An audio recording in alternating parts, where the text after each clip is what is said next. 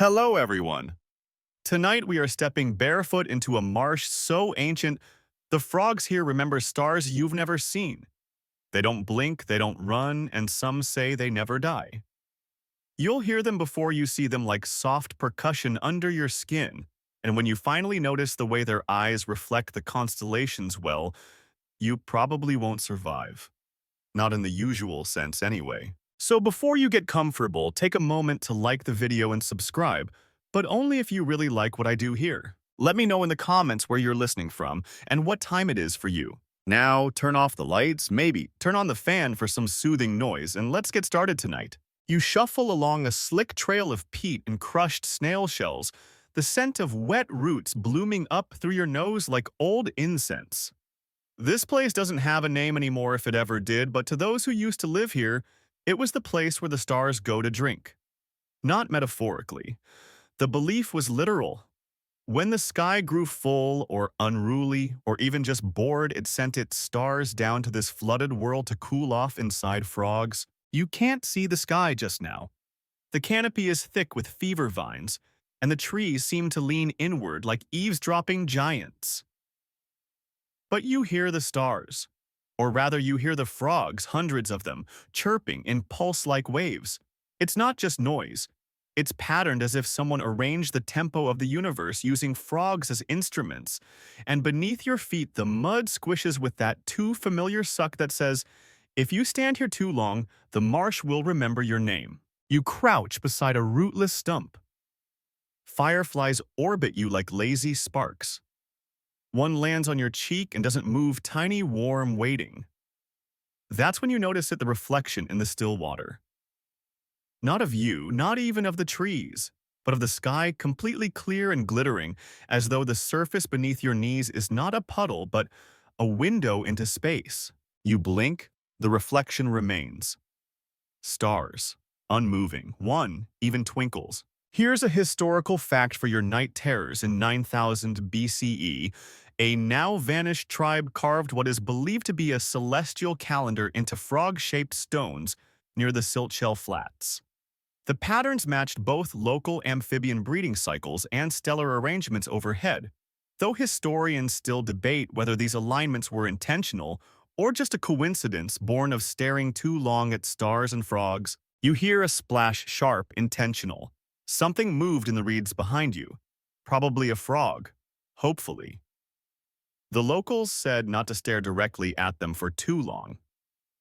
Not because it's dangerous, but because you might see something that makes the rest of your life look dimmer. Another odd fact while you nervously scan the shadows, there's a type of frog in the high Andes that can freeze solid during the night and thaw itself back to life each morning. It's basically nature's USB reboot. Cute until you consider that the tribe here believed our stars were once frozen frogs hurled into the sky by something ancient and annoyed. You finally ease upright, careful not to disturb the water too much. That reflection? It hasn't changed. Still a full star map. Still clear skies in the mud, even though clouds hang low above the trees. You whisper, "Why here?" A mosquito answers by biting your ear. You slap it. Instant regret. The frogs stop. You hear it immediately. Eee. The silence isn't silent. It's pressurized. Like a breath held too long. You stand still listening. The fireflies dim. The humidity becomes more deliberate, like the air itself is watching. Then a single crick, crick, crick. The frogs begin again. But now the pattern is different, slower, stretched out like stars just starting to rise. And this time your body involuntarily matches it. You sway. Not out of dizziness, but as if the rhythm has anchored to your spine and is pulling slightly left. You take a few steps toward the nearest log just for grounding, but the log blinks. It's a frog. A massive one. Easily the size of a backpack, dark and glossy as oil. It doesn't move except for its throat gently pulsing, matching that first crick, crick beat. You realize with a little chill that its eyes reflect the same star map you saw in the water. Identical, not similar. Exact. It doesn't blink, you don't either. The moment holds. Then it croaks, just once, deep, like thunder trying to be polite. And suddenly, the rest of them answer. All at once, the entire marsh vibrates with overlapping rhythms, each call distinct, yet somehow synchronized. It's like a cosmic choir made entirely of throats and mud, and from somewhere far off behind the veil of fog and vines, you hear a long, low bell, no metal, no echo, just resonance, as if the marsh itself is acknowledging your arrival. Congratulations! You've made it to the beginning of the ritual, one of many, in fact. This tribe didn't just observe frog behavior, they choreographed it. Songs, movements, even their sleeping arrangements were modeled after amphibian migration and croaking sequences. You'll hear more about that later, but for now, all you need to know is this. Here, frogs are the stars, and you've already stepped too deep. The first time you heard them sing, you weren't even looking for frogs. You were looking for sleep, for something that wasn't damp, for a reason to regret fewer life choices. It was dusk and the air smelled like hot moss and patience gone stale. You'd tied your hammock too low, classic amateur move, and woke up with your toes kissing swamp water. That's when the rhythm started. It didn't begin like a song, more like a pulse, muffled and distant, somewhere between heartbeats and drum rolls. Ker, ker, ker. It came in layers, not just from one direction, but from everywhere at once, above, below, across.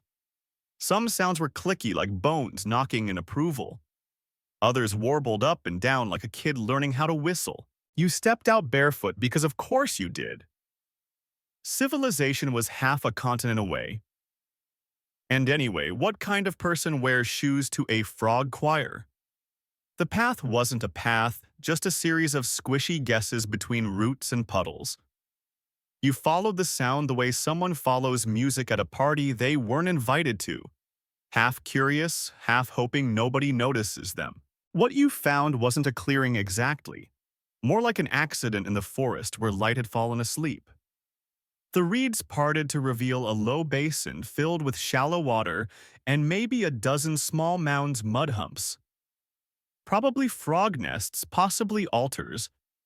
Atop each mound sat a frog, all facing different directions, all singing the exact same pattern.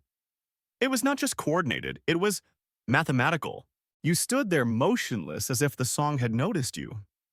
It didn't stop, it just adjusted. One frog chirped twice instead of once, and the others followed suit like backup dancers relearning the routine. They weren't croaking at random, they were counting something. You were just dumb enough to wonder what. Here's a historical nugget to chew on. In 1972. Archaeologists in northern South America unearthed a series of ceremonial clay tablets shaped like frogs and etched with what resembled astronomical markings, moon cycles, eclipse symbols, and solstice notches. It led to speculation that the people of that region, long before written language, may have tracked celestial events through frog behavior. Historians still debate whether the frogs inspired the math, or the math was imposed onto the frogs to make sense of the chaos. Either way, it wouldn't be the last time someone looked at a croaking amphibian and thought, yes, this must explain the universe. And it kind of did. The rhythms pulsed in sets: 3 slow, 2 fast. Silence, repeat. Then 4 rapid ones followed by a croak so low it barely qualified as sound. You could feel it in your kneecaps. You crouched to match their eye level, but not one frog looked at you. Their heads remained fixed on nothing, or perhaps on something too large and slow for you to perceive. You tried matching the beat, just tapping your finger on your leg, no big deal. Within moments, the frogs shifted again. The nearest one gave you an almost imperceptible side-eye. You swear it smirked. Then something brushed your ankle. You flinched like someone caught stealing snacks at a seance, but it was just a frog. No, the frog. The big one from before, or at least its twin. Large, mossy, with little bumps down its back like vertebrae frozen mid-dance. It circled your foot once. Then it croaked 3 times, soft, slow, and with deliberate pauses like it was testing your tempo. Don't fail the rhythm test, you muttered to yourself. You tried mimicking the pattern with your mouth, but the second croak turned into a hiccup, and the third sounded like a confused walrus. The frogs paused again, briefly. A single beat skipped, then they resumed slightly faster now. Like they'd decided to give you a pass, or maybe they were recalibrating for your incompetence. You sat down cross-legged in the mud because dignity is a luxury in the marsh. The pattern enveloped you. You started noticing things, how the pulses aligned with the flicker of fireflies, how certain frog calls bounced off specific trees creating a strange stereo effect. And in the shallows, thin streaks of algae glowed faintly each time a frog sang. The question you kept avoiding thudded back into your brain. What are they singing to? Because it didn't feel like they were talking to each other. It felt like they were broadcasting. And the listener wasn't present, or wasn't physical. Stranger still, a soft mist began to rise. It crawled up the bank, swirling low, not climbing high enough to obscure the frogs, but just enough to halo them. Their voices got sharper, crisper. It was like the fog was tuning them. You reached into your pocket for your phone, forgetting completely that you'd left it drying on a rock somewhere after the hammock fiasco. Not that it would have mattered. You wouldn't have recorded anything useful, just the sound of frogs and your own heavy breathing. But still, that was the moment you wanted evidence. Because you were certain, absolutely certain, that one of those frogs was singing your heartbeat back at you. Perfect match. You tapped your wrist just to check. The same. Croak, croak, pause, croak, your pulse. Mirrored, echoed, answered. And just when you thought it couldn't get weirder, the wind picked up slightly. You looked up. The clouds had moved, and now the stars were visible. No slow reveal, no fade in, just there. And they were arranged in the same pattern the frogs had just sung. Not similar. Exact. You said nope out loud. Not because you were leaving, but because that was the moment the line between song and map collapsed. The frogs had mapped the stars through sound, or possibly more terrifying, they were maintaining them. Another odd fact. There's a kind of frog in Australia that gives birth through its mouth. Not metaphorical. It swallows its fertilized eggs, lets them develop in its stomach, and burps them up when they're ready. If life is weird enough to burp out babies, it might just be weird enough to sing the sky into place. You stayed until the fog thickened and the frogs went quiet again. The moment passed. The stars remained. You finally rose to your feet, mud pulling at your ankles like a sad pet. You didn't look back, not because you were scared, but because something told you the frogs had just added you to their rhythm, and you'd be hearing it again. They don't blink. You'd think that was a metaphor, some poetic exaggeration you'd tell yourself when you're knee-deep in a frog cult's star swamp. But no, they literally don't blink. You crouch in the soft squelch near the edge of a mud shelf, watching as one of the bigger ones, brown and green and slick as oiled leather, just sits there staring. You time it. 1 minute, 2, 4. Still no blink. Its pupils, those inky black marbles, stay steady. Not twitchy, not reactive, just watching. Not you exactly. Through you. And the others are the same. All lined up across the shallows, nestled in half-sunken pits, like squat little oracles. Some face the water. Some aim toward the sky. A few perch on rotten logs, their bellies glowing faintly from inside as if they've swallowed the moon. You try not to think about that too hard. The tribe that once lived here long vanished.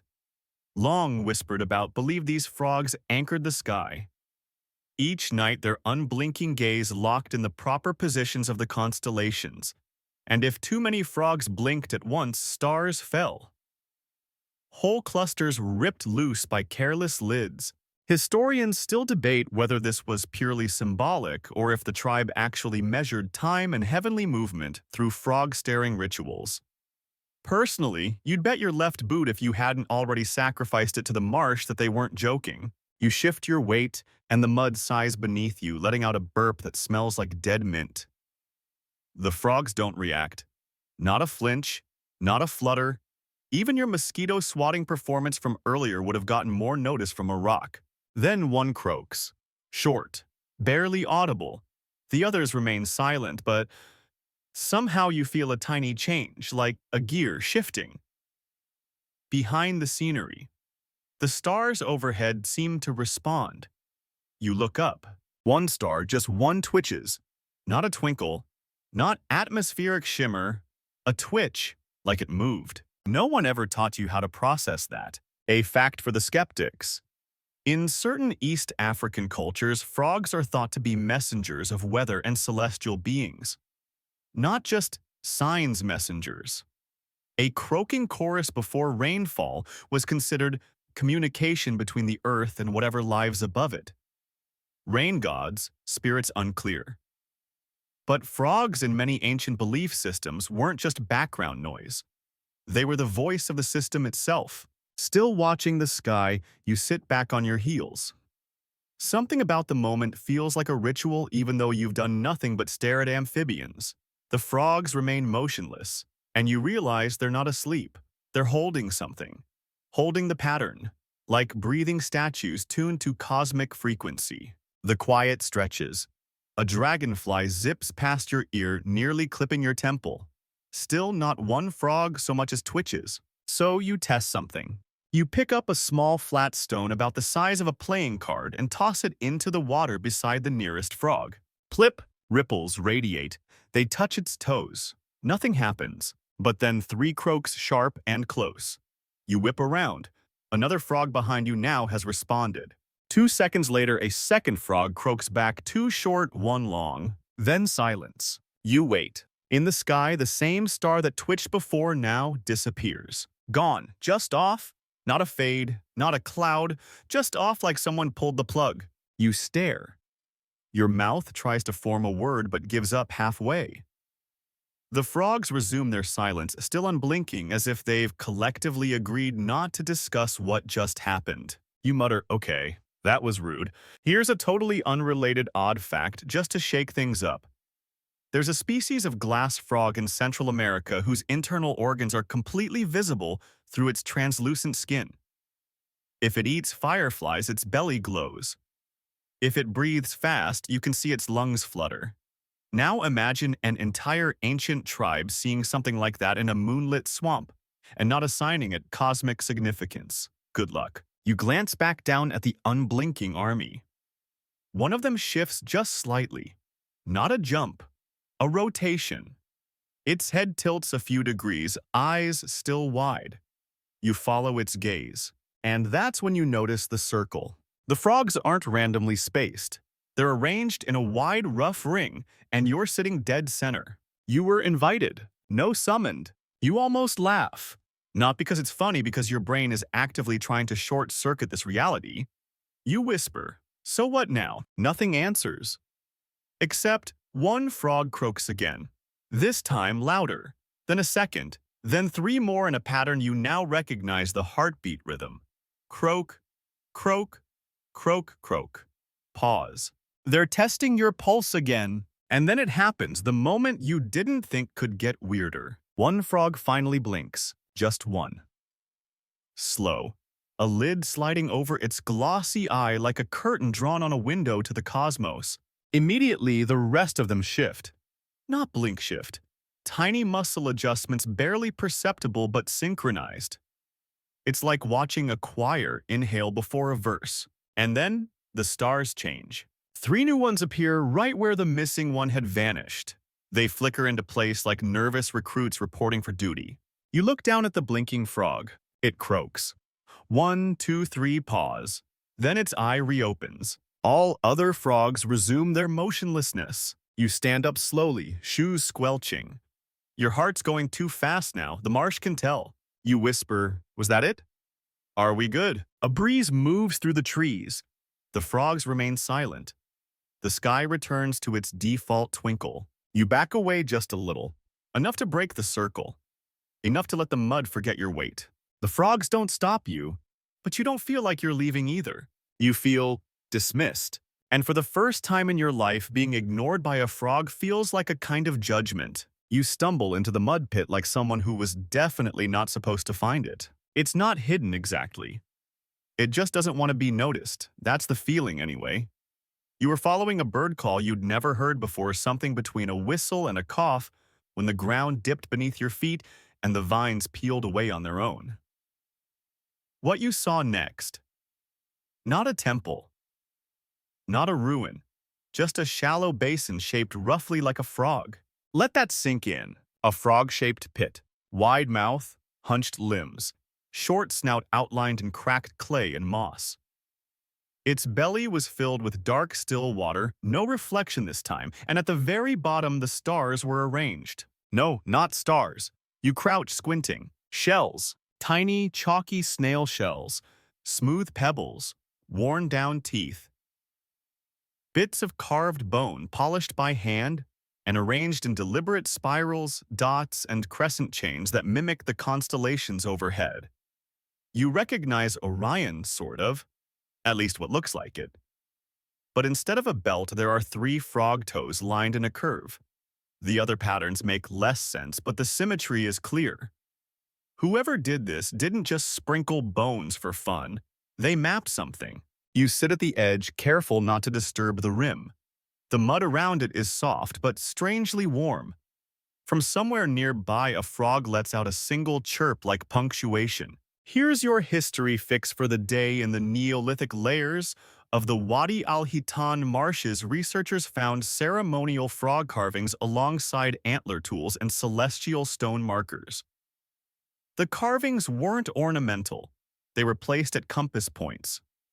Some archaeologists think the frogs marked the seasonal alignment of stars. Historians still debate whether this was religious or practical, which is academic code for we have no idea, but it sounds cool. You reach toward the pit and touch the edge with one finger. The clay is damp and gritty, but it gives a little. The entire structure feels less like sculpture and more like skin. Like the land just grew this thing.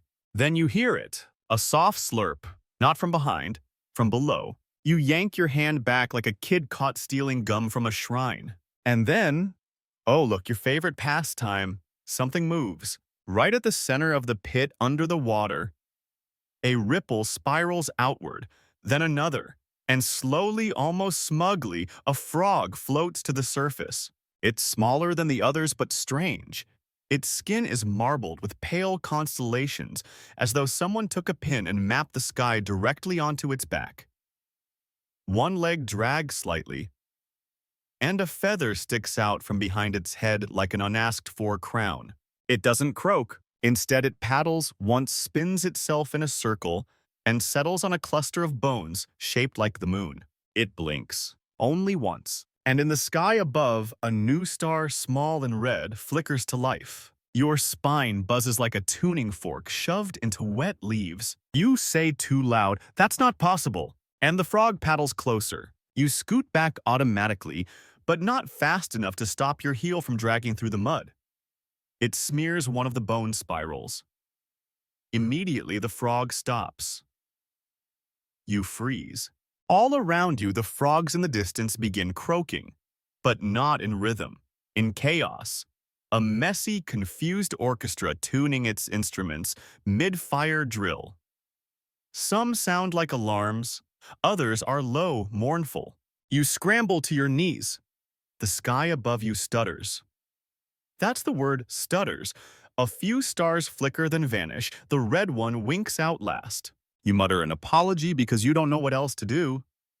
The frog in the pit just stares, not angry, just disappointed. Like a librarian who saw you fold a page corner in a 10,000-year-old manuscript. Another odd fact for your collection, certain species of frogs like the Suriname toad carry their eggs embedded in their backs and the young hatch by climbing out through the skin.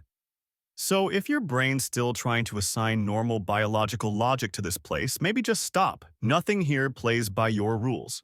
You reach out again more carefully this time and nudge the bones back into place with 2 fingers. You're not even sure they're right. But as you press the little arc of teeth back into a rough crescent, the frog dips underwater again. The croaking slows. A few stars blink back into place. You let out a breath you didn't know you were holding. It tastes like copper and mint and guilt. You sit there for a while just breathing with the pit. watching the stars reflect in the muck, trying to see if the constellation patterns shift when the frogs breathe or when the wind moves. It's hard to tell. The rhythms here are subtle, like breathing with a planet. Eventually, you stand up, carefully.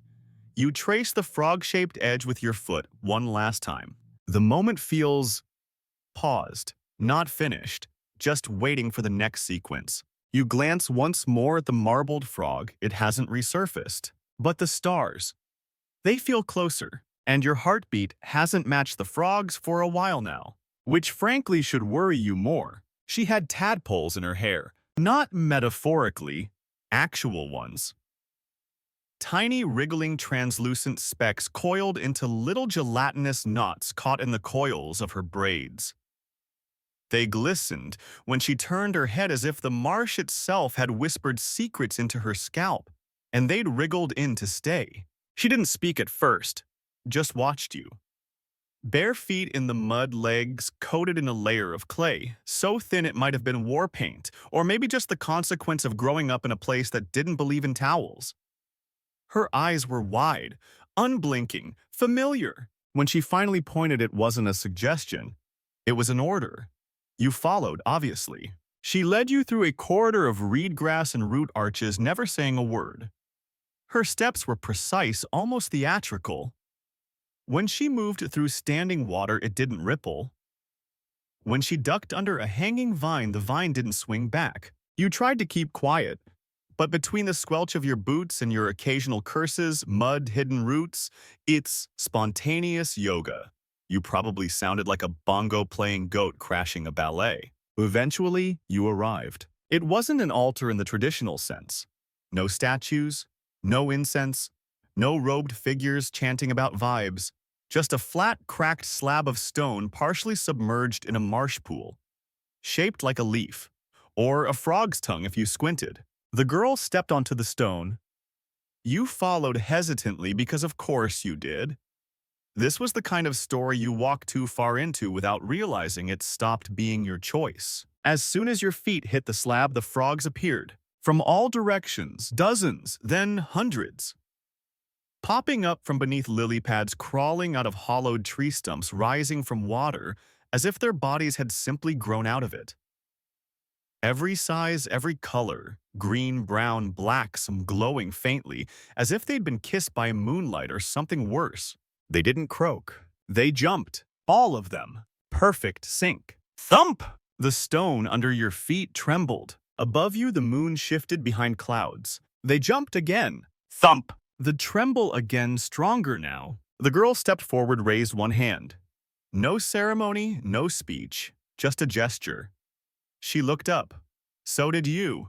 And there, above the altar, the clouds peeled back like curtains. The stars had shifted. Not randomly, not subtly. They mirrored the jumps. The frogs weren't just watching the sky. They were controlling it. A historical note for the bedtime chaos log.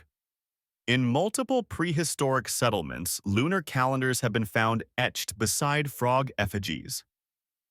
Some scholars argue that these were used to track frog breeding seasons as a form of agricultural timing. But others, especially fringe theorists with too many frog statues in their basements, believe these calendars were meant to predict astral events through amphibian behavior. Historians still debate whether frog rituals influenced skywatching or if the frogs were simply along for the ride. Back in the moment, your knees felt like melting wax. The stone slab seemed alive, throbbing under your soles with each synchronous jump. You had the sudden, absurd thought, what happens if they stop? The answer came faster than expected. The girl sat down. The frog stopped. Silence. Then in the sky, one of the stars began to spin, slowly, like a top winding down. Then it dimmed, faded, vanished. You gasped, and in that moment the girl turned and finally spoke. You blinked. You stared. What? She stood, walked to the edge of the stone, and knelt beside the water. They only go out when someone blinks. That one was yours. You laughed nervously. I blink all the time. She shrugged. Then you must have put out a lot of stars. From somewhere behind you, a frog gave a low, guttural belch, like it was judging you. The girl dipped her hand into the water, gently swirling it. The surface glowed faintly, pulling starlight downward, like it was made of memory instead of moisture. Her fingers traced a constellation, and suddenly all the frogs turned. They didn't jump this time. They hummed. Not croaked. Hummed. Low, sustained, like a string instrument made of moss and dusk. You felt the vibration in your bones. You were the instrument. She drew a circle in the water. A new star blinked into place. She looked up at you. That one's yours too. Try not to ruin it. Another odd biological marvel for you. There's a species of frog in Southeast Asia that communicates entirely through body vibrations, sending signals through the ground rather than air. Their language is felt, not heard. Imagine if an ancient civilization had built an altar not for looking up but for feeling downward. You stand there entirely unsure whether you've just committed cosmic vandalism or participated in an ancient sacred rite. The girl stood again, water dripping from her fingers like silver threads. The frogs keep the sky arranged. We keep the frogs focused. She walked past you back into the reeds. This time, she didn't wait for you to follow. You looked up once more. The stars were still arranged like jumping frogs leaping from cluster to cluster, their patterns now painfully obvious. Like musical notes caught mid-air. The longer you stared, the more you saw choreography instead of chaos. You took one step forward. The stone didn't tremble. Neither did the stars. Maybe they were waiting. Maybe they were watching to see if you'd learned how to jump without blinking. It started as a whisper, not the sound of feeling. Like the marsh held its breath for just a second too long. Then the frog stopped singing. You didn't notice it at first. The silence crept in like a lazy tide, one rhythm dropping out at a time, each gap swallowed up by the soft chirps that remained. Until suddenly you realized you hadn't heard a single frog in how long? 20 seconds, a minute. The hush wasn't natural. It felt like something unplugged the swamp. You turned. The girl with the tadpoles was gone. Of course she was. And then the sky broke. No thunder, no wind, just a crackle that started high above the treetops, a low cirque like dry leaves catching fire in the cold. You looked up. That was your first mistake. The stars were falling, one by one at first, then by the dozens. Trails of light ripping down the night like fingernails across a chalkboard made of time. They tumbled in silence, no roar, no bang. Just movement too fast, too exact, not natural. And they weren't burning up. They landed. You saw the first one hit near the far reeds, exploding in a silent splash. A dozen frogs leapt into the air, as if ejected by the impact. One flopped sideways, stunned. Another didn't move at all. You whispered, "No," but it kept happening. The stars, if that's even what they were, plummeted like guilt. No arc, no fade, just plunge and impact. And everywhere they struck, the frogs stopped moving. You staggered back toward the altar stone, but it had already sunk. Just ripples where it used to be. The water hissed. Something steamed. A historical curiosity for your nerves. In ancient Mesopotamia, there's a carved tablet depicting a sky raining silver drops that scholars believe was an early description of a meteor storm. The account ties it to a curse. The falling lights were seen as punishment for speaking divine names aloud. Historians still debate whether this was metaphor misinterpretation or a record of something very real and very bright falling in ways we don't understand. The marsh trembled again. This time it wasn't frogs jumping, it was impact after impact. And just when you thought the madness had peaked, the sky opened wider. A dark shape moved behind the clouds, not solid, not smoky. Something vast and slow like a whale rolling under frozen ice. Its outline was indistinct, shifting. You couldn't say whether it was sky or something that had been mistaken for sky. The frogs had warned you. In their rhythms, in their silence, in their breathless jumps. And tonight, apparently someone had messed up the beat. You had blinked too many times. Or maybe the girl had let you see too much. Maybe she had dipped her fingers into the pattern one time too many. Maybe this is what happens when a human pretends they understand frog math. The stars continued falling. One struck a tree near the burial pond, slicing it in half like a magician's trick gone wrong. Bark ignited. Frogs screamed. You didn't know frogs could scream, but they did. Short, sharp bursts that pierced your ears like broken flutes. Another fell behind you, lighting the surface of a shallow pool in searing white. The water boiled. Frogs floated belly up. You dropped to the mud, covering your ears, trying to make your body small. It didn't help. The light pierced your eyelids. The heat baked your arms. And still no sound from the sky. Just light and impact and the occasional wet whoomp of another star arriving uninvited.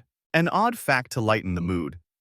There's a species of frog known as the rain frog that only emerges during intense storms. Its body is round and perpetually angry-looking, and it lets out a squeaky scream when threatened like a rubber toy you didn't mean to squeeze. If frogs can tell when the rain is coming, who's to say they can't also sense when the sky itself is about to fall? You don't remember when the girl returned. Only that suddenly she was standing beside you, mud up to her shins, hair soaked, a single tadpole clinging to her collarbone. She looked up and said, "They'll land until it's rebalanced." You said, "Rebalanced." She nodded once. When the pattern is corrected, when the watchers wake up again, you opened your mouth to argue, to ask what watchers, but she was already gone. Again. Either she dissolved into mist or you blinked and missed her, which given your track record is entirely on brand. The frogs began to move again. Not jump, shuffle, slow turns, legs, dragging eyes, half-lidded like they were coming out of a trance. You watched one climb onto a stone and tilt its head toward the sky. It blinked twice, and in the heavens above, one star paused mid-fall, then reversed course. It floated gently back into position, as though the rewind button had been pressed on gravity itself. You sat up. Every frog that blinked, repositioned, or croaked in a certain rhythm seemed to undo another collapse, slowly, painfully. The marsh once again began to feel like a place of rhythm instead of panic. You whispered, "So that's how it works." They weren't reacting to the sky. They were correcting it. When the balance fails, when the sequence is broken, they bring it back, not as masters, not as gods, as custodians. You stood aching, wet skin scraped from panic crawling across roots. Above you, the sky still twitched and shimmered, but the trajectory had slowed.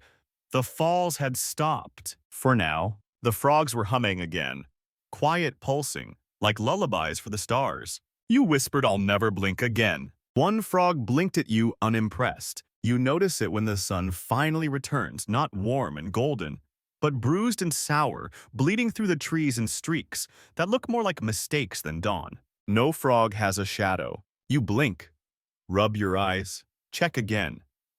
The frogs are everywhere, perched on roots, half sunken in puddles, scattered like punctuation marks around the ruins of last night's cosmic tantrum. The marsh is bright now, too bright. You cast a long, awkward shadow behind you, reaching toward a vine-covered stone. So does your satchel.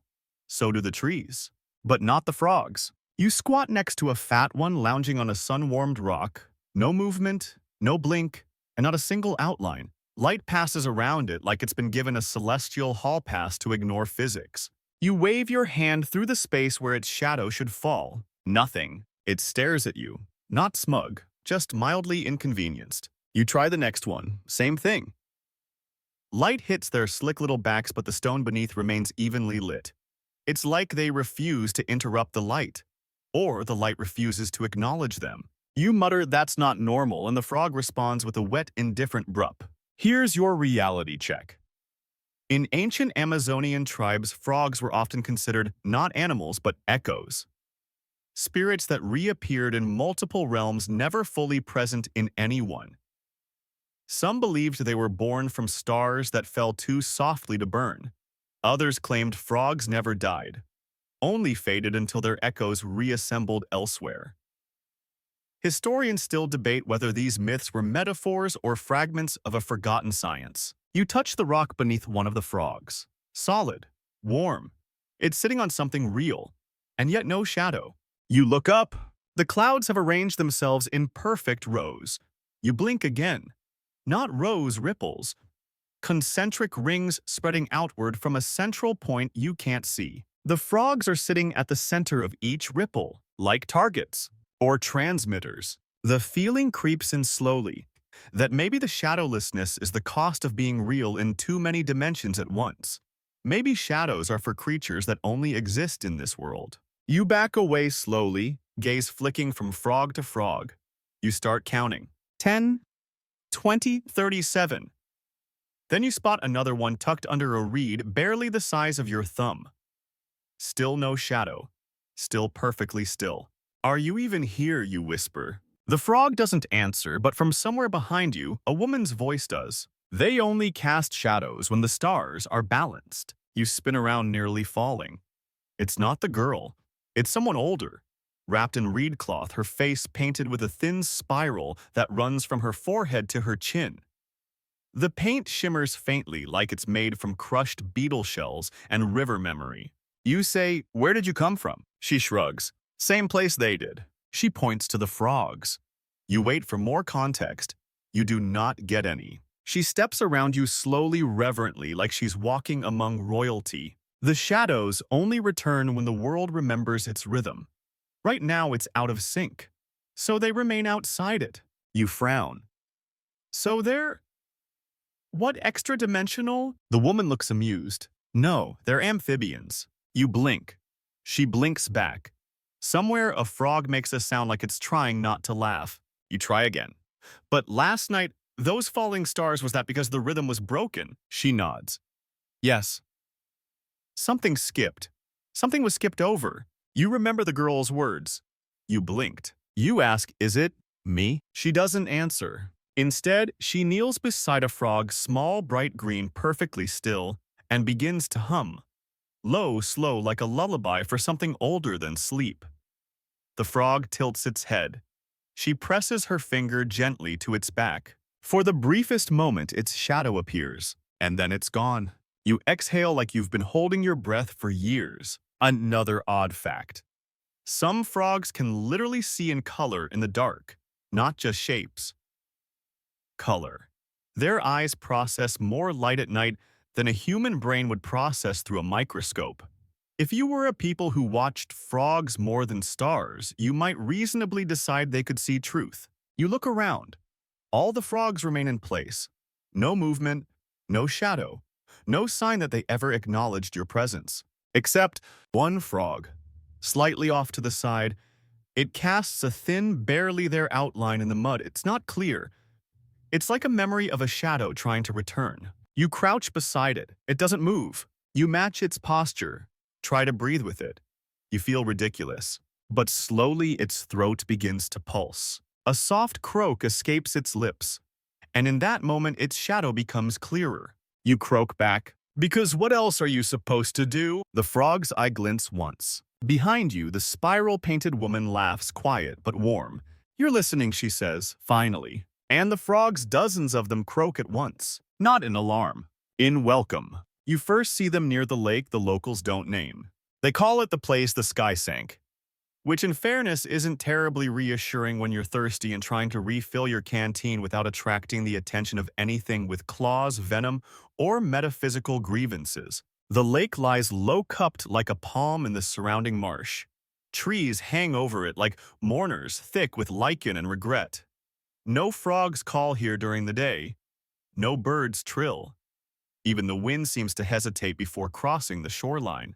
You've been warned not to step in. Not for any immediate danger, there's no bubbling acid, no piranha ballet, but because this is where the glowing ones live.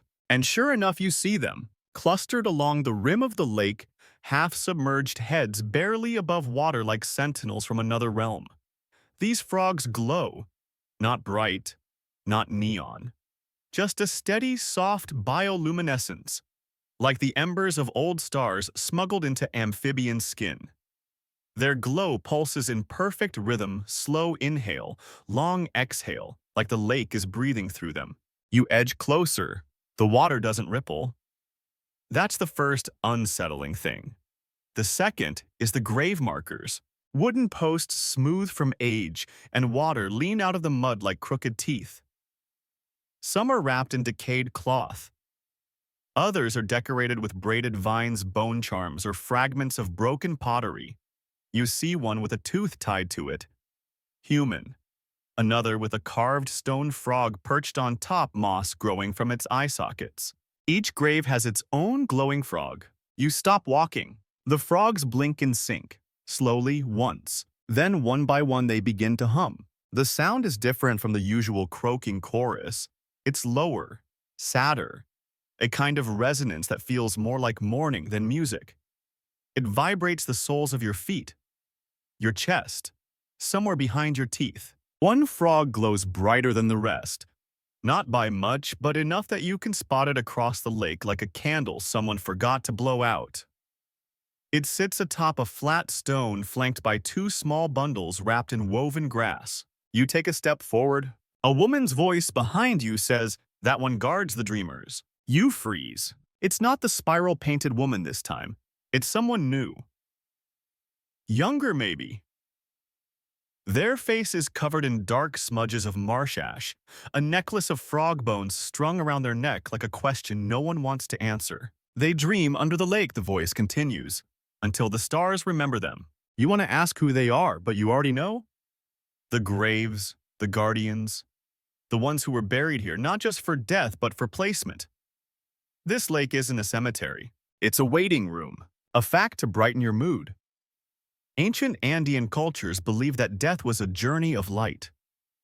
Bodies were placed with mirrored stones to guide their spirit upward so they don't get lost in the sky, as one translated line reads. And in regions near permanent marshes, frogs were carved onto funerary totems, possibly to act as timekeepers or wake callers. Historians still debate whether these carvings had an astrological function or a symbolic one, or both. The glowing frog by the bundles shifts slightly. Its pulsing increases like a beacon speeding up. You notice that the other frogs respond. Their glow sinks, first in waves, then in unity. And then the light from beneath the lake begins to change. No, not the water. Under the water. It starts as a shimmer. Then lines, spirals, shapes that could be glyphs or bones or both. You can't tell if they're floating just beneath the surface or buried in the mud far below, but they move. The person beside you mutters, "The dead sing tonight." You stare at them. The frogs, they smile faintly. The frogs carry the notes. The dead just remember the lyrics. You don't know what that means. But you're starting to understand that meaning is optional here. Interpretation is permission. You look back at the lake. One of the bundles twitches. Not a frog, not wind. The bundle itself, just a little. As if someone inside shifted slightly in their sleep. You take a step back. The glowing frogs all blink once again in sync, and a new pattern of stars appears in the sky. You're not imagining it. A line of 6 small points, one red at the end, has formed directly above the lake. It matches the stone pattern below, one for each grave post. The frog on the flat stone lets out a long, low croak. The bundles stop moving. The lake goes still again. The stars remain. Another odd bit of science to twist your sleep later. Bioluminescence in frogs is extremely rare, but not impossible. Some species under specific light wavelengths show fluorescence in their skin due to unique proteins, possibly as mating displays, possibly for communication. No one agrees. Which, let's be honest, is half the fun of science. The other half is watching frogs hum to your ancestors. You sit at the edge of the water and let the glow wash over you. The frogs return to silence, their bodies pulse with residual light, like cooling lanterns left on a shrine. You don't want to speak, afraid to fracture the moment. Eventually you whisper, "Why do they stay here?" The person with the ash-smudged face answers softly, "Because this is where the sky forgets." You don't ask anything else, and you don't drink from the lake. It began with a restlessness in the mud. You woke up inside your damp hammock strung far too close to a mosquito convention and felt something strange. Not dread, not danger. Absence. The kind of absence that makes your ears ring like a concert just ended in your skull and the silence is louder than sound. The frogs were gone. Not quiet. Gone. No chirps, no croaks, not even the subtle throat pulse hum you'd learn to associate with peace. You sat up fast, the sudden lack of rhythm shaking your chest more than any nightmare ever could. You stood barefoot on the edge of the water and listened. Nothing. You whispered, "Where are they?" A single leaf floated by on still water. Nothing moved. Not the trees, not the vines, not the surface. The air was thick but unbothered. Even the flies seemed unsure of their purpose. You ran to the burial lake. Still no frogs. The glowing ones were gone. The guardians, the dream keepers, the light-pulsing watchers of the graves vanished. The stone altar stood bare. The grave bundles looked slightly deflated, as if even memory had stepped out for a walk. Then came the wind, not strong, not cold, just angled wrong, like it was being pulled from the marsh instead of pushed into it. The trees didn't bend. They arched as if bracing themselves for something they couldn't name. Then you looked up, and the sky was tilted. It wasn't just the stars, everything was slightly wrong. The moon hovered like it was trying not to touch anything. The constellations were where they shouldn't be, slanted, squeezed too low. As if someone had taken the heavens, pinched one edge, and dragged the whole thing sideways like a cheap bedsheet. Your stomach turned. You weren't the only one. A group of villagers, not many, just enough to count, stumbled out of the forest, eyes, wide, movements jagged. One held their head like it was too heavy. Another mumbled rhythms under their breath, failing to line them up. You caught fragments. I sang at the wrong time. I couldn't sleep, stars are too loud. My body's sideways. One man walked into a tree, apologized to it, then sat down and wept. You tried to re-establish a rhythm, just tapping your foot, slapping your palm against your thigh. Anything, but the cadence wouldn't come. It was like trying to hum a tune with your mouth full of fog, a historical tidbit to chew on. In ancient Polynesian navigational traditions, skilled wayfinders memorized not just the positions of stars, but the timing of ocean swells. They sang to the sea to feel when the waves didn't match the stars. A mismatch meant something was wrong either with the heavens or the people. Historians still debate whether these wave singers were astrologers, meteorologists, or something closer to neural compasses. You asked the nearest villager, "Where did the frogs go?" They didn't even look up, just rocked back and forth. Then you heard it. From the far end of the marsh, a sound like a door closing in reverse. You ran. Through cattails and fog and water up to your knees, you pushed toward the sound, anything that would explain where the chorus went. And you found them. A mass of frogs, maybe hundreds mid-migration. They moved in silence. No hopping, no fanfare. Just a slow, steady crawl in a single direction, as if pulled by a magnet only they could feel. Across mud and water, over branches and rocks, every single one marched towards something. You called out, "Hey, where are you going?" None looked back. You shouted again. Nothing. Then the earth shifted beneath your feet. Not an earthquake, just a subtle tilt. The stars above seemed to respond. A cluster near the eastern horizon began to slide again, drifting unnaturally toward the horizon. The frogs paused. You stopped breathing. They turned their heads, every single one towards you. Then, as if confirming your failure, they turned back and kept marching. Another odd science bite. Some frog species exhibit mass migration behavior tied not to seasons, but to subtle changes in magnetic fields. Scientists have found frogs navigating over great distances during geomagnetic shifts, sometimes hours before earthquakes or storms. Coincidence? Probably. Unless you ask the marsh, you followed the migration line until your legs ached and the trees thinned. Finally, you reached the edge of the known marsh. Beyond it lay silence. You knelt in the mud and watched them vanish one by one into the reeds beyond. The last one stopped small with a crooked back leg. It blinked. Once. A single star flickered out in the sky. You cried out, desperate now, "Please come back." It turned its head slightly, croaked, just once, and disappeared into the dark. That night, not a single person in the village could sleep. Some cried, some wandered in circles. One woman tried to rebuild a broken rhythm with 2 spoons and a jug, weeping when they clashed on the offbeat. The stars drifted further without anchor, untethered to the earth below. You looked up and thought, what happens if they never come back? And somewhere far beyond the marsh, a frog blinked. You weren't the one who found the drowned tablets.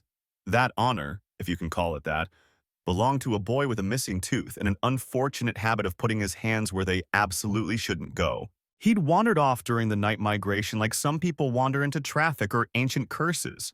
By the time the village noticed, he was waist-deep in the old bog. Not the shallow edges. The real bog. The one that burps up air older than speech and stains your fingernails with the color of forgotten gods. They found him holding something, grinning, covered in mosquito bites and mud to his eyebrows. It was a plank, worn and swollen from water, dark as bark and shaped vaguely like a tongue. He said it came from the bottom. He also said it hummed. No one believed him until it actually did, just once when the wind passed through it like breath through a flute. So of course you volunteered to help dig the rest out. Because bad decisions are contagious. You waded into the black water with 6 others. No one talked. The frogs hadn't returned and silence had grown teeth. The bottom wasn't soft. It was structured. You felt edges, flat surfaces, corners beneath your toes. The marsh wasn't just holding water. It was holding memory. You pulled the first full tablet from the mud with both hands. Heavy. Not stone but wood hardened into something tougher than logic. Carved across its surface were patterns. Not words, not pictures. Just rows and rows of little notches and curves. They looked like croak sounds frozen mid-air. Like a frog song had been transcribed into geometry. Another villager unearthed a second one, then a third. You laid them out on a dry patch of reeds, 13 in total. They weren't identical, but each bore the same structural logic. Concentric spirals, clusters of dots, short vertical dashes that lined up only when viewed at a distance. One man squinted at them and muttered, "They're instructions." You didn't know. But when you stood above the mud on your knees, stars still drifting out of place overhead, you could almost hear the rhythm they described. It wasn't a language, it was a beat. You began to tap it out softly, palm on thigh. A 3-beat pause. A 4-beat rise. A silent 8th. It felt familiar, felt right. The others joined in. Not planned, just instinct. You hummed. The tablets hummed back. You all stopped. Then faintly from far across the marsh you heard it. A croak, then another. The frogs were answering. Your heart jumped. You tapped again. Faster now. Mimicking the pattern from the planks. It wasn't music, not really. More like scaffolding for reality. You kept going.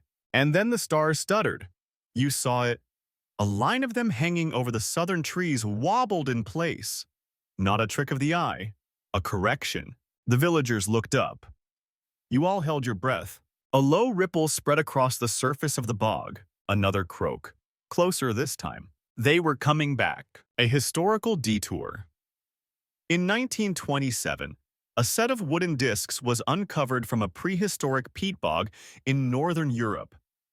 Covered in notches and spiral grooves, they were dismissed as decorative until a musicologist played the pattern on a reconstructed drum, and it matched an ancient fertility chant still sung in a remote village nearby.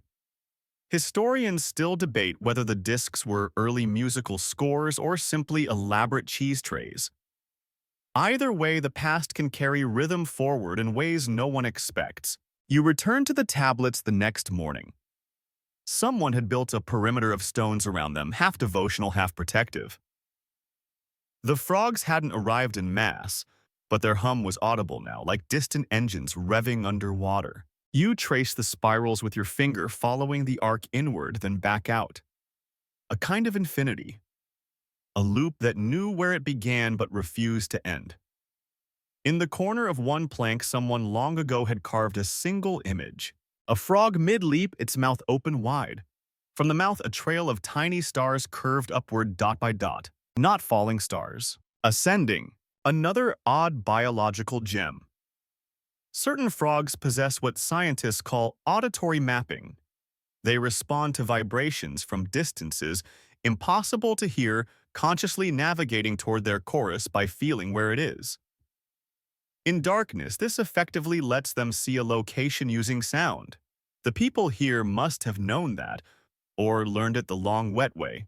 You sat near the tablets until night, and when the stars returned to their proper places, when that tilted moon slid gently back into its groove, you knew the correction was working. But only because you remembered the rhythm. Because someone, long ago, had the good sense to carve frog music into the bones of drowned wood, and trust that someday some idiot would dig it back up and start clapping along. You didn't fall asleep that night, but you didn't blink either, just in case. The procession began after sunset, when the frogs were still warming up their throats and the air had that thick, honey-weighted feel like everything was trying to melt, including your patience. Someone had died. You didn't know who. The villagers didn't say. Names weren't offered and nobody cried. Instead, they prepared methodically, reverently. Bodies were events here, not endings, just moments in a much longer rhythm. And in this rhythm, the frogs led the way. You watched as they gathered small clusters of villagers dressed in frayed cloth streaked with marsh clay. Some painted spirals down their arms. Others carried bundles of moss and slow-burning herbs that smelled like licorice and loss. No torches, no candles, just fireflies. And frogs, not the silent ones. These croaked steadily low and breathy like they were holding something in. They emerged from baskets, from under cloaks, even from one child's satchel. Dozens of them. Each seemed to know the path. The people followed, and so did you. You walked barefoot through mud and root over woven mats placed across tricky crossings. The frogs went first, and the mats were laid only after they passed. Their trail determined the path. If a frog paused, so did the group. If it turned, so did everyone.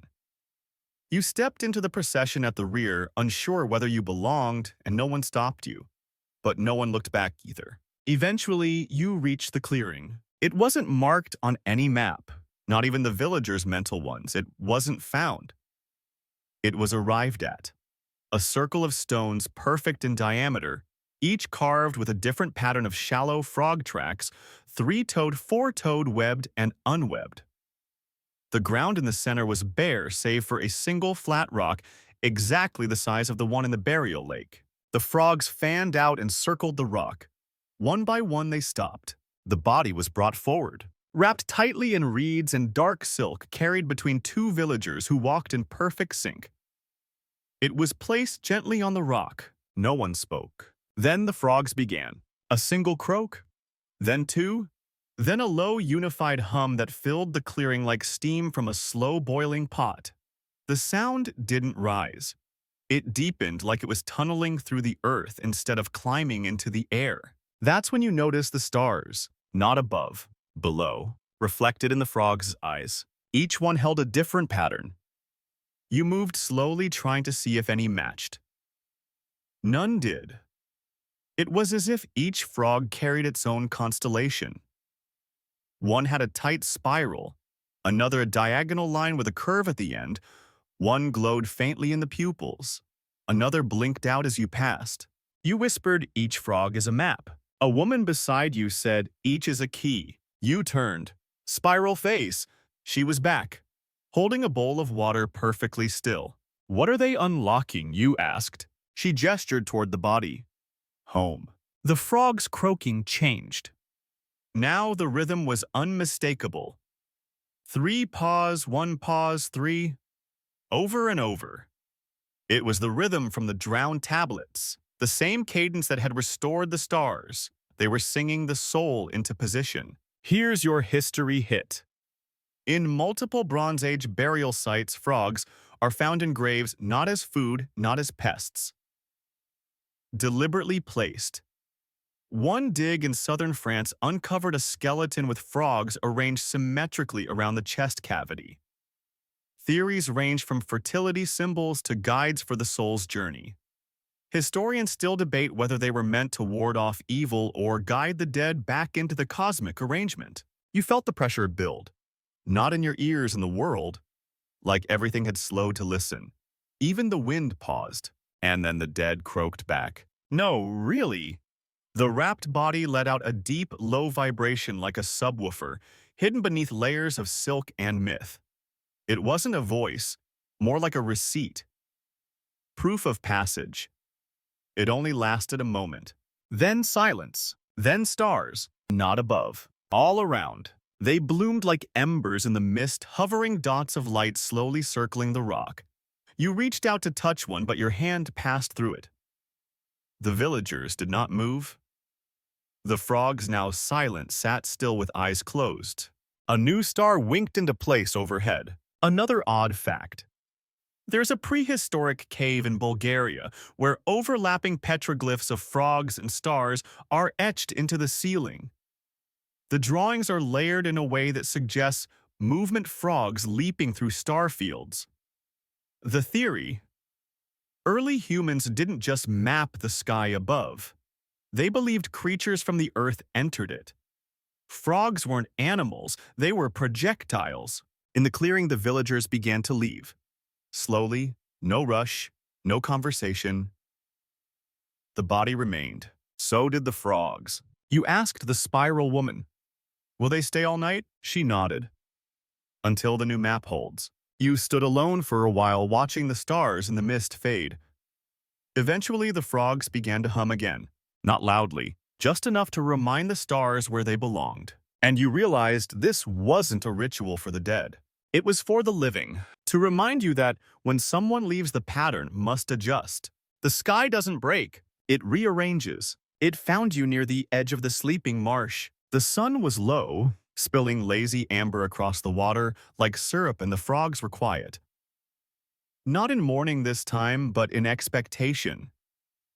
You'd wandered away from the village, not far, just enough to breathe air that didn't feel like it had been inhaled by 50 other people that day, and that's when you saw it. A toad, larger than the others. Wide, squat, covered in ochre pigment that shimmered faintly like someone had mixed crushed copper into its skin and then left it out in the rain. It sat alone on a rotting log, staring at nothing. Until someone said your name. You didn't notice it right away, just a passing villager calling to someone behind you.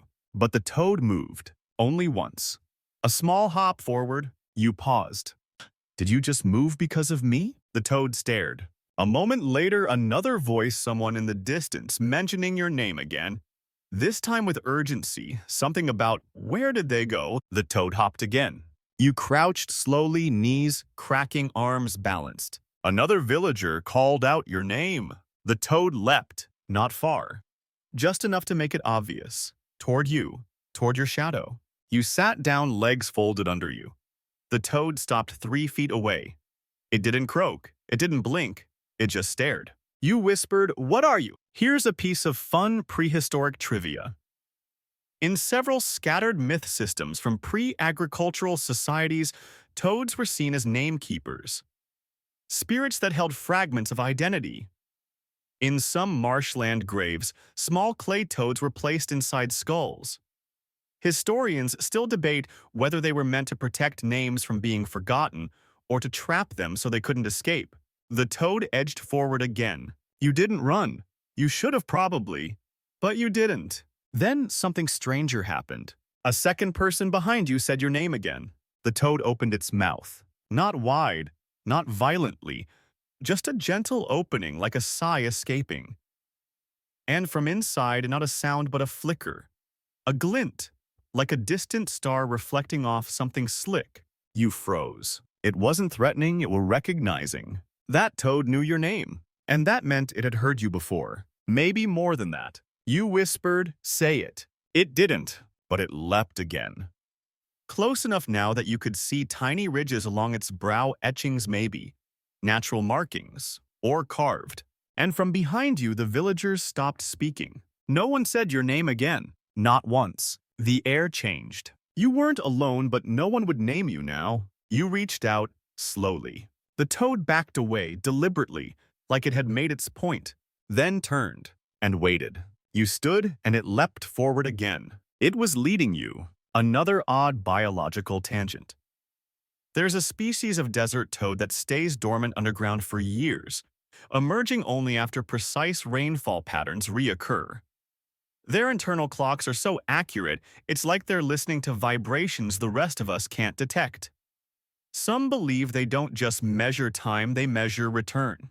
You followed the toad for hours. It led you through parts of the marsh you'd never dared walk, past trees with a bark shaped like weeping faces, past stones that hummed if you stepped too close. Finally, to a rise of mossy ground surrounded by still mirror-black water. At the center, a single worn marker, carved in the shape of your name. You didn't read it at first. Couldn't. But you knew. The toad stopped beside the stone and croaked once, low, then turned and began to fade into the marsh. You reached out, brushing moss away from the marker. The name wasn't exactly yours, but it was close. Too close. A version. An echo. Someone with your rhythm, your syllables. A predecessor, maybe. Or someone future-born. You whispered, "This isn't for me." The wind didn't agree. Neither did the stars. One winked out above you, another lit in its place. The marsh had remembered something. The toad was gone. You stood heart-thudding in a rhythm you couldn't shake. In your head, you tried to hum the frog pattern again. It no longer came easily. As if your name was the missing note, and now that it had been spoken by a toad, the frogs had reassigned you. You returned to the village in silence. No one spoke to you directly that night. They didn't avoid you. They just bypassed the need to refer to you. No names, no designations, just a quiet understanding. You belonged now, but not entirely. The chorus begins before the stars arrive. It's a strange inversion, like a soundtrack starting before the movie rolls, but by now, you understand the frogs don't follow rules. They set them, or maybe they remember them when everything else forgets. The sky is overcast tonight. No stars yet, just clouds thick with the color of crushed slate and nerves. You sit near the edge of the frog basin, the same one where the girl with tadpoles in her hair once spun water into light. You haven't seen her in days. You don't speak. You listen. Because the frogs are doing something new. Not croaking, not humming. Something between the two, a sound with layers. Not loud, but full.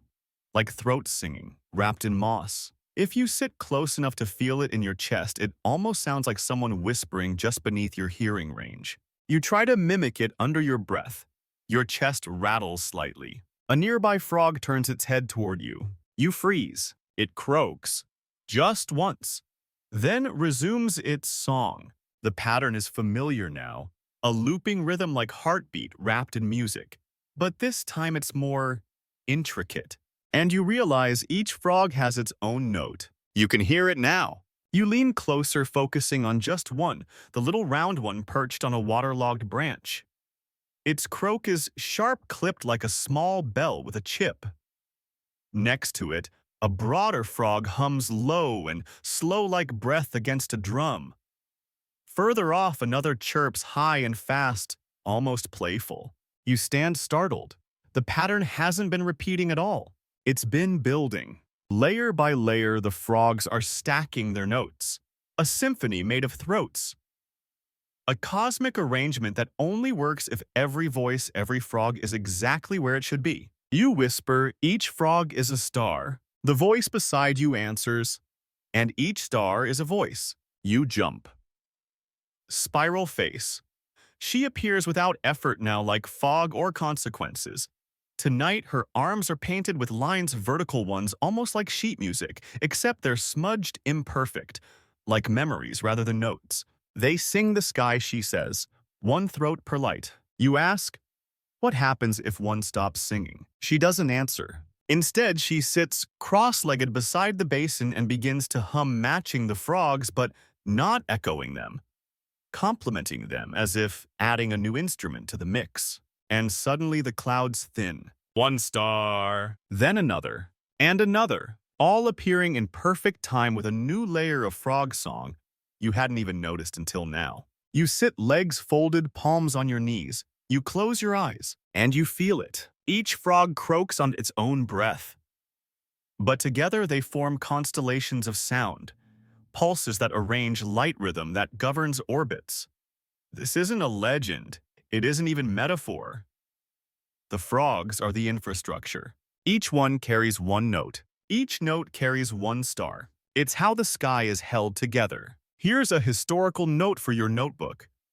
Ancient petroglyphs from Papua New Guinea depict frogs in radial patterns surrounded by dots and spirals. While initially dismissed as fertility symbols, recent analysis suggests they align with seasonal constellations and lunar phases. Historians still debate whether this suggests sound-based mapping or just very persistent frogs and very bored carvers. Tonight, though, the theory is obvious. You listen deeper. There's a space between the frog's notes, a low hum just at the edge of your hearing. You focus. There, a gap. Not silence, absence. A missing note. One star flickers above, then dims. The spiral woman tilts her head. One voice has gone quiet. You whisper, "Which one?" She doesn't answer. Instead, she presses her fingers to the mud and croaks. Not well, not gracefully, but sincerely. The frogs pause, then shift slightly. One croaks back. Then another. The missing note returns. The star reignites. You realize you're crying. Not from sadness, from alignment. Because in that moment, the frogs accept you into the rhythm. Not as a voice, not as a note, but as a listener. And every orchestra needs one. Another strange frog fact. Certain South American frogs can duet, adjusting their pitch and rhythm based on nearby singers. Scientists have recorded complex call and response patterns between just two frogs lasting for hours. In many cultures, it was believed that only those with pure hearts or broken ones could hear the harmonies clearly. You sit there for what feels like a full night, listening, learning, and slowly, gently, the stars form above in complete silence as though arriving, not because the sky demands it, but because the frogs have made space for them. You ask, what happens when a frog dies? Spiral Face looks up. Her voice is softer now. The sky stutters. And then, but a new voice always finds the note. You don't expect the rain. Not that kind of rain. It begins as a warm gust, wet, but directionless like breath from a sleeping animal. You feel it on your skin, sticky and nervous, and you know the sky is changing. The villagers all stop what they're doing at once.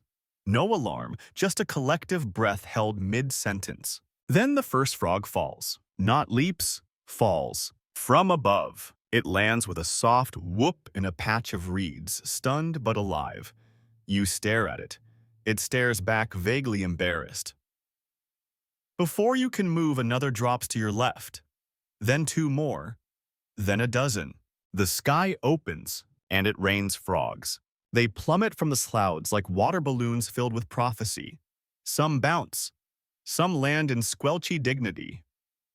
A few croak and impact, their tiny legs flailing midair as they tumble through tree branches. You cover your head and back into the shadow of a twisted trunk. The villagers don't scream. They kneel. Each one reaches out, hands open, palms up. They don't catch the frogs. They receive them. A solemn act. A welcome.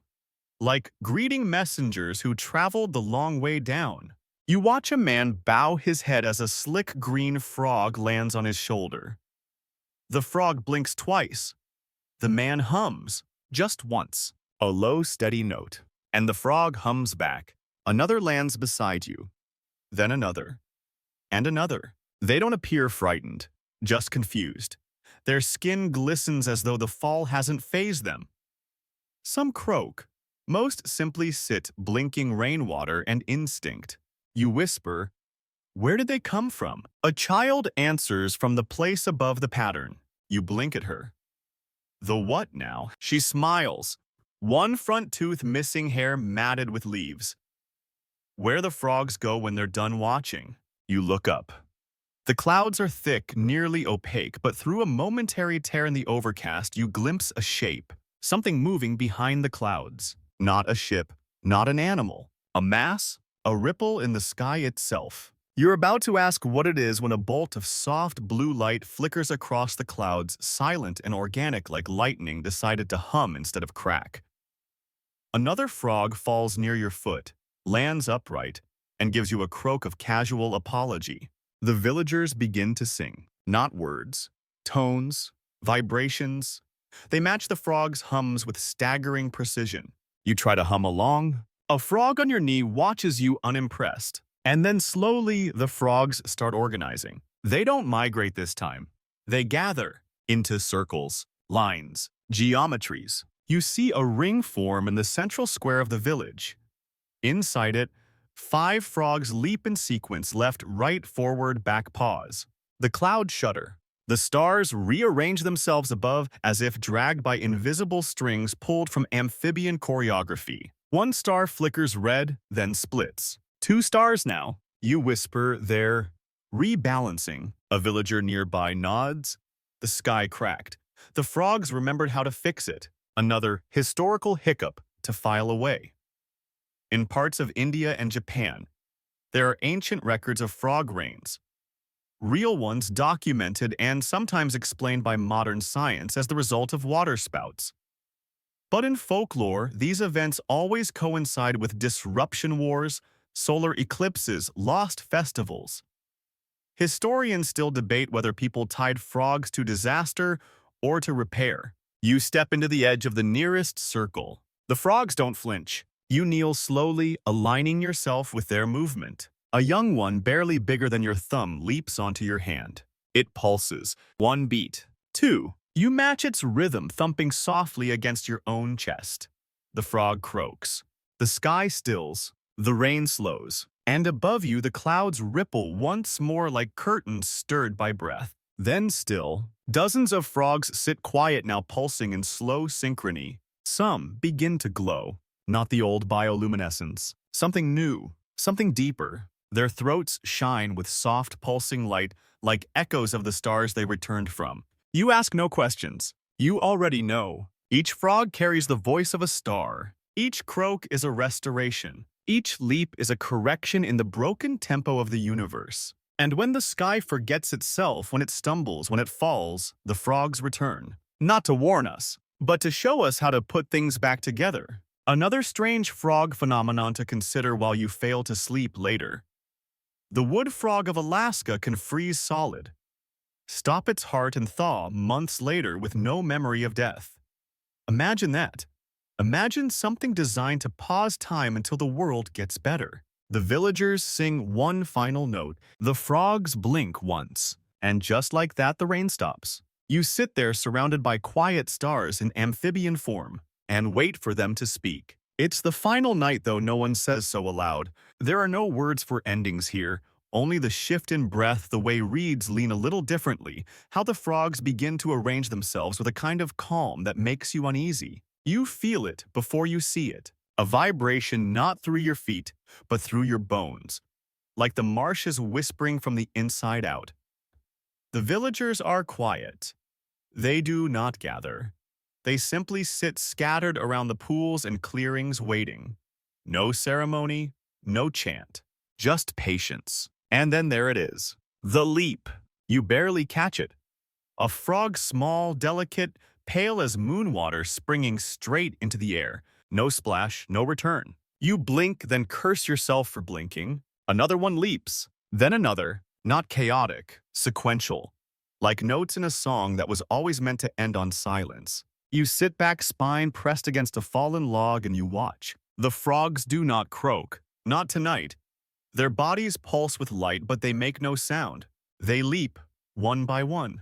And where they go up. Not far, not out of reach, but high enough to know they're no longer obeying gravity the way you do. Some vanish into the trees, some into open sky. Some fade mid-air like stardust, choosing to remember what it used to be. The girl with tadpoles in her hair appears beside you. No sound, no entrance. She's older now, or maybe she always was. Her face carries the stillness of something that no longer blinks. They're going home, she says. You swallow. To the stars, she shrugs, or the places between them. You glance up. The sky is clearer than it's been in days. No haze, no cloud.